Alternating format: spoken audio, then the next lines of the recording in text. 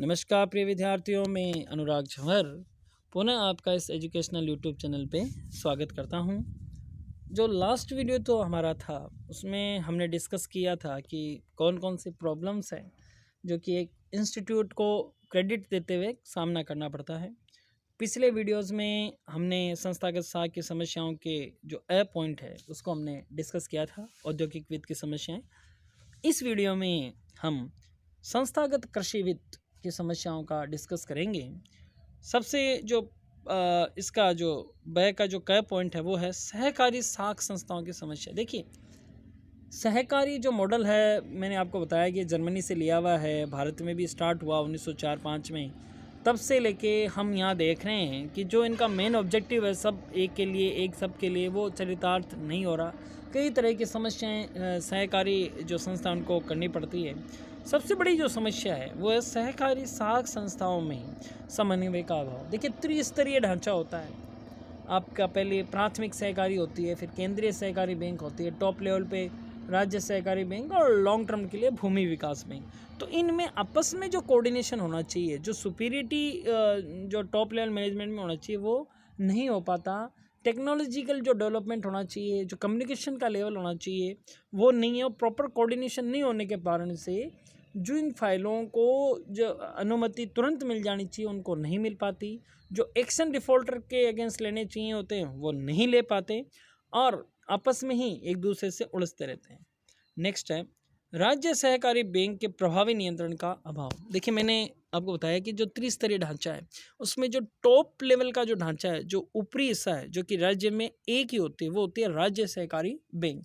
जो अपने अंडर में जितने भी ज़िले हैं उनकी केंद्रीय सहकारी बैंक और जो प्राथमिक स्तर पे गाँवों में, जो विलेज लेवल पे, जो ग्रास रूट पे प्राथमिक सहकारी जो बैंक होते हैं उनको नियंत्रण करती है। लेकिन इनकी जो राज्य सहकारी बैंक की जो मॉनिटरिंग है जो केंद्रीय सहकारी बैंकों पे वो प्रॉपर नहीं है, प्रॉपर आदेश नहीं जाते।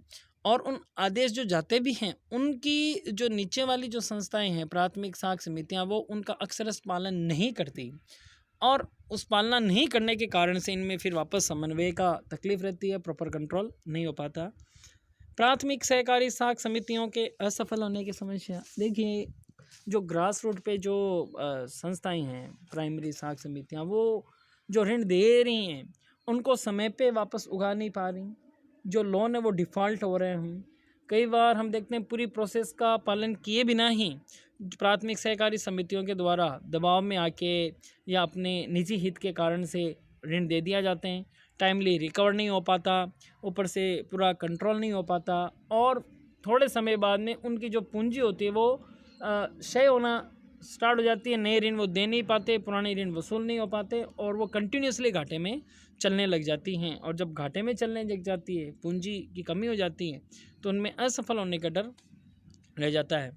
नेक्स्ट, पूंजी का अभाव, ये हमने डिस्कस कर ही लिया था कि जो सारी समस्याओं की जड़ है उसमें एक न कहीं ये भी पॉइंट है कि जो कैपिटल है उसका जो मैनेजमेंट है वो प्रॉपर नहीं हो पाता और आपने जो ऋण दे दिए वो टाइमली नहीं आए, उन पे आपने जो कॉल करना था, जो एक्शन लेना था वो भी आपने नहीं लिया।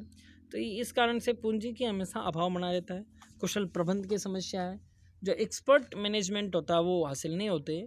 कुछ सालों से तो सहकारी जो बैंकें उनमें प्रॉपर एक वैकेंसी के माध्यम से रिक्रूटमेंट होता है, लेकिन पहले जो रिक्रूटमेंट होता था वो सिफारिश के बेस पे हो जाता था। लोग काम करना पसंद नहीं करते थे, मन मर्जी ज़्यादा करते थे, रिकॉर्ड मेंटेन भी ढंग से नहीं हो पाते थे। तो इन सब कारणों से जो एक प्रॉपर जो एक प्रोफेशनल मैनेजमेंट होना चाहिए, जो बैंकिंग सेक्टर में एक्सपर्ट हो, वैसे लोगों की इनमें कमी रहती है। पे स्ट्रक्चर भी इनका जो हम देखते हैं कमर्शियल बैंक के मुकाबले कम होता है, तो टैलेंट भी इतना इनमें नहीं आ पाता। सबसे बड़ी जो समस्या है वो है राजनीतिक प्रभाव की समस्या। देखिए, सहकारी समितियों में सदस्य होते हैं, सदस्यों के चुनाव होते हैं, जिला लेवल पे इनका जो कोई ना कोई नेता ऐसा मानी जाता है इनका, जो कि इनका अध्यक्ष होता है और वो जो नेता है जो कि इन समिति के सदस्यों से चुना गया है वो फिर इन बैंकों की कार्य प्रणाली के अंदर हस्तक्षेप करता है, ऋण बांटने में, ऋण वसूली में। और राजनीतिक हस्तक्षेप इतना ज़्यादा हो जाता है कि अगर कोई काम भी करना चाहे ढंग से तो वो काम नहीं हो पाता। तो ये एक बहुत बड़ी समस्या है सहकारी जो कोऑपरेटिव सेक्टर की बैंक है उनके साथ। अब हम देखते हैं आरआरबीज़ की क्या समस्या है। जो रीजनल रूरल बैंक है, जिनकी स्थापना इसीलिए की गई कि जहाँ पे बैंकिंग नहीं पहुँच पा रही है उन गाँवों में ये पहुँचे और अपना कार्य कर सकें। तो सबसे पहला पॉइंट है दूरस्थ एवं आंचलिक क्षेत्रों में संरचनात्मक समस्या। देखिए संरचना मतलब स्ट्रक्चर।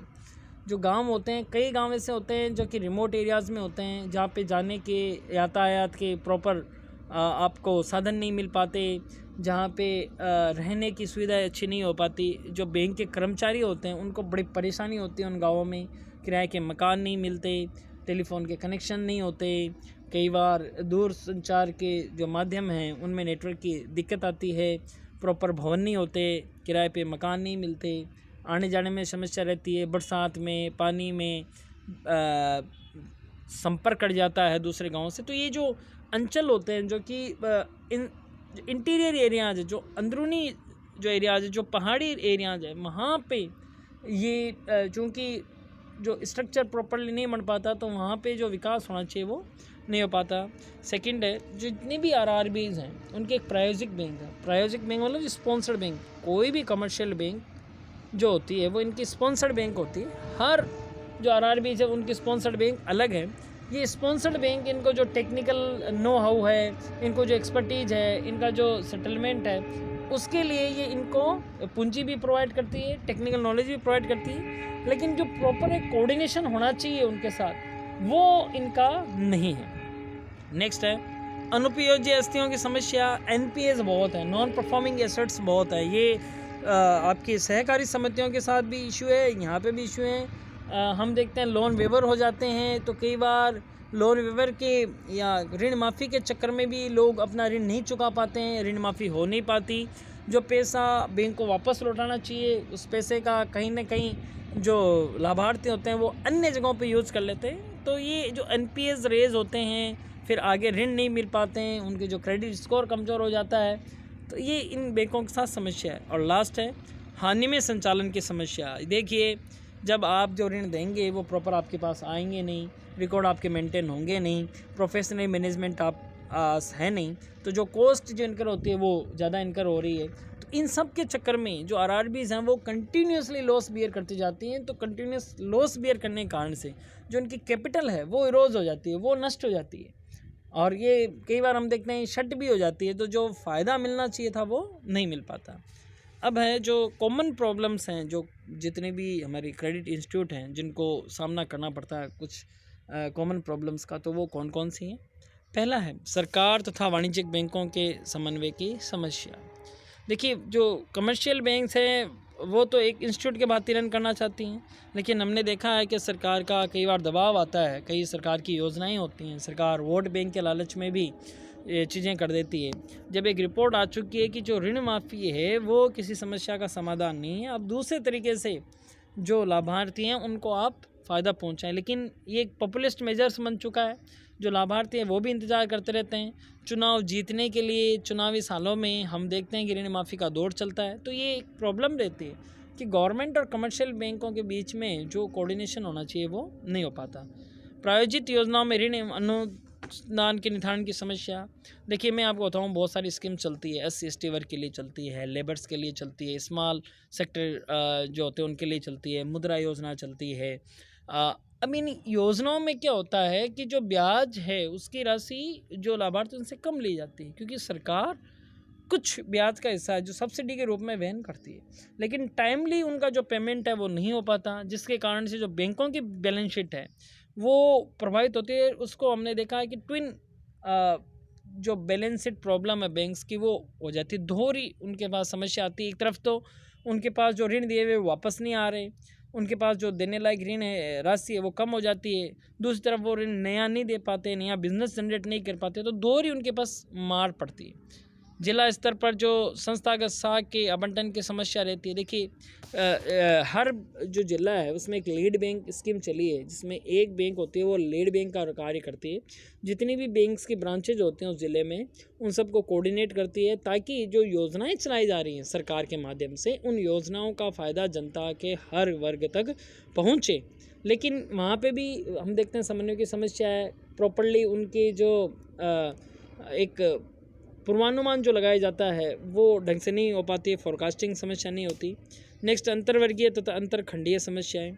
यहाँ देखो अंतर्वर्गीय में हमने देखा कि पूंजी की समस्या है, बैंक की खुद की जो समन्वय की समस्या होती हैं वो होती हैं, जबकि अंतरखंडीय में हम देखते हैं कि वहाँ के जो स्ट्रक्चरल जो प्रॉब्लम होते हैं वो उनको हम शामिल करते हैं। और इसी तरह से जो प्राप्तकर्ता उनको भी समस्या है, जब उनको ऋण चाहिए वो तुरंत ऋण नहीं मिल पाता, कई टाइम लग जाता है उनमें, उनके प्रोजेक्ट डिले हो जाते हैं। तो ये सारी समस्याएं हैं जो कि भारत के में जो अपने संस्थागत जो साथ प्रदान करने वाली जो संस्थाएं हैं उनको फेस करनी पड़ती है। तो आज के लिए इतना ही, धन्यवाद।